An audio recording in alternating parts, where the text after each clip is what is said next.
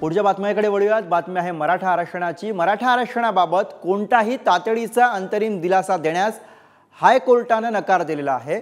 शैक्षणिक प्रवेश आणि सरकारी नोकऱ्यांमधील नियुक्त्या कोर्टाच्या निर्णयाच्या अधीन राहतील असं हायकोर्टाने म्हटलंय। हायकोर्टाने राज्य सरकारला याबाबतच्या स्पष्ट सूचना दिलेल्या आहेत। सर्व जाहिरातींमध्ये सुद्धा ही बाब स्पष्ट करण्याचे निर्देश राज्य सरकारला हायकोर्टाकडून देण्यात आलेले आहेत।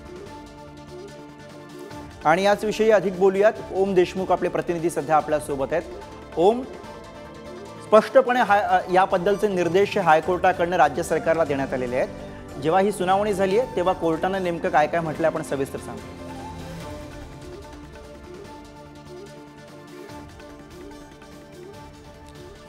गुरु, महत्त्वाचा मुद्दा आहे मराठा आरक्षणाच्या संदर्भामध्ये आरक्षणाच्या वैधतेच्या अनुषंगाने ज्या काही याचिका न्यायालयामध्ये प्रलंबित होत्या, ज्यावरची सुनावणी सुरू होती, त्यावर मंगळवारी सुद्धा सुनावणी पार पडली।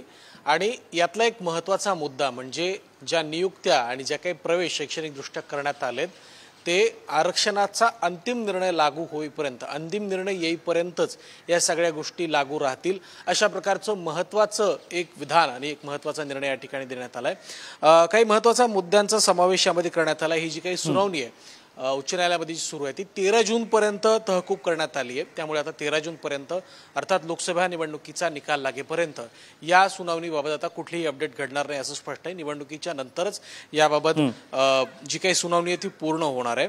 आणि ज्या काही जाहिराती प्रवेश असतील किंवा एकंदर शैक्षणिक प्रवेश असतील किंवा नोकरीच्या जाहिराती असतील, त्या जाहिरातींमध्ये सुद्धा अंतिम निकालापर्यंत अशा प्रकारचा उल्लेख करूनच त्या जाहिराती देण्यात याव्यात, जेणेकरून याबाबत लोकांमध्ये स्पष्टता असावी।